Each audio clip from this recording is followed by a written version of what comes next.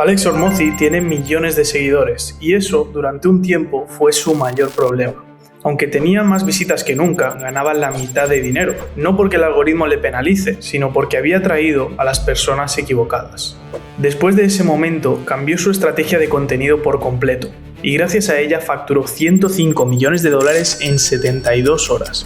Pero para entender sus errores y cómo logró esto, hay que remontarse a 2021, cuando decidió sentarse frente a una cámara y empezar desde cero. Ese año, Hormozi vendió dos de sus empresas, Gym Launch y Prestige Labs, por $46.2 millones. En principio esto era un éxito, sin embargo, lo que pasó después de venderlas lo cambió todo. Las empresas de capital privado que adquirieron sus negocios comenzaron a generar más dinero con ellos de lo que él mismo había ganado nunca. Y no porque tuvieran mejor equipo, ni más talento, ni una visión más clara. Lo hacían porque controlaban algo que Hormozi no tenía, una red de contactos y oportunidades de inversión.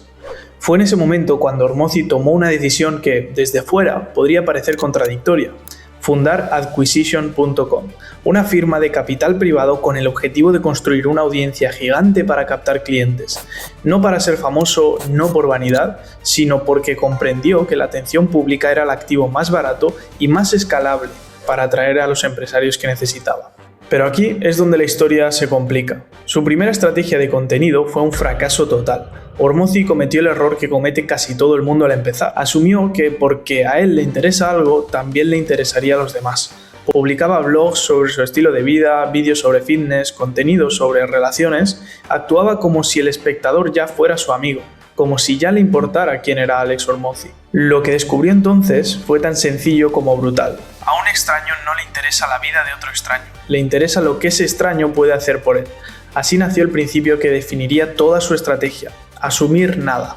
Diseñar cada pieza de contenido como si el espectador te viera por primera vez, presentarte siempre, demostrar tu autoridad en los primeros segundos y eliminar cualquier referencia interna que pudiera excluir a alguien nuevo.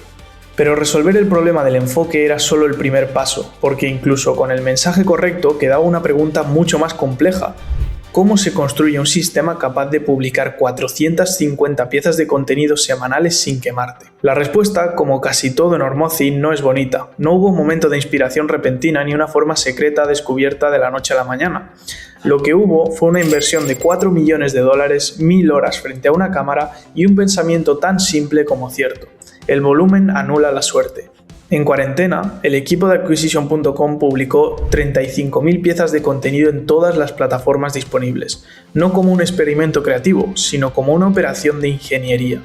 Hormozi contrató agencias de publicidad caras, no para gestionar sus cuentas indefinidamente, sino para aprender sus tácticas, documentar cada proceso y, una vez entendiera el sistema, internalizarlo.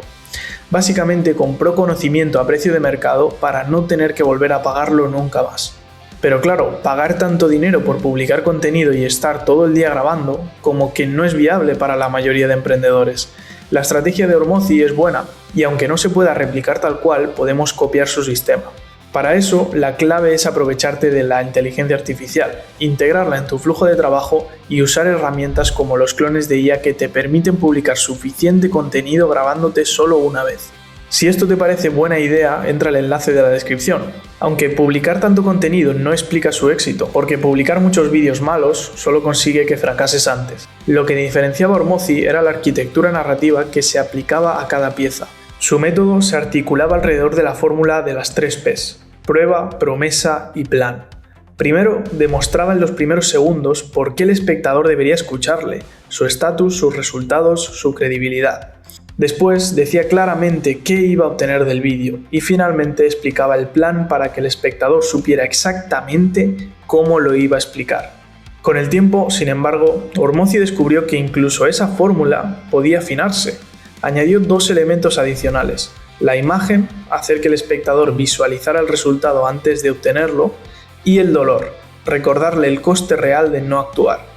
En total hace 5 trucos psicológicos en los primeros 30 segundos de cada vídeo. Una fórmula diseñada no para entretener, sino para retener.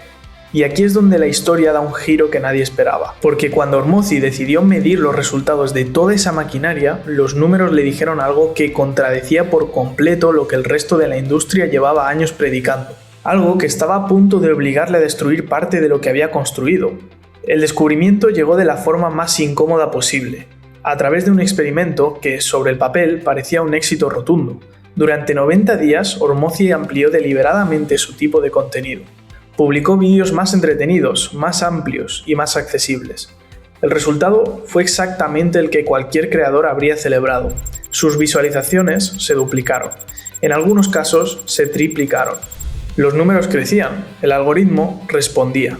Todo apuntaba a que había encontrado la fórmula definitiva. Sin embargo, al revisar sus ingresos reales, algo no cuadraba. Sus ganancias por publicidad habían caído a la mitad. Y no porque el algoritmo le penalice, sino porque había traído a las personas equivocadas. Más audiencia, pero una audiencia que jamás entraría en su embudo de ventas. Fue entonces cuando Hormozzi comprendió algo que muy pocos creadores se atreven a admitir. Las vistas son una métrica falsa. Lo que realmente importaba no era el volumen de visualizaciones, sino el RPM, el ingreso por cada 1000 reproducciones. Y ese indicador no mide popularidad, mide la calidad de la audiencia que estás atrayendo. Cuando Hormozzi volvió a nicharse, enfocándose exclusivamente en dueños de negocios que facturaban más de $1 millón, sus visitas bajaron de forma considerable, pero su RPM aumentó un 68%. Sus conversiones de suscriptores crecieron un 24.6%. Y las ventas de sus libros se duplicaron. Menos visitas, pero más ventas. Aunque no fue lo único que descubrió. Al analizar el comportamiento de su audiencia, Hormozzi desmontó uno de los mitos más grandes en la creación de contenido: la idea de que los vídeos cortos funcionan como embudo directo hacia el contenido largo. La realidad, según sus propios datos, era la contraria. Quien ve contenido corto, consume formato corto, y quien ve formato largo, consume formato largo. Son audiencias distintas, con comportamientos diferentes y, sobre todo, con intenciones de compra radicalmente distintas. Eso no significa que el contenido corto sea inútil, significa que su función es completamente diferente a lo que piensa la mayoría. Hormozzi redefinió el propósito de los shorts. No es la venta directa, es la visibilidad. Cada vez que un usuario ve su cara en un reel de 15 segundos, se deposita una pequeña dosis de familiaridad. Y cuando ese mismo usuario es impactado posteriormente con un anuncio de pago, la probabilidad de que haga clic se dispara. Lo mismo pasa cuando publicas mucho contenido. Cada vídeo corto aumenta las probabilidades de compra.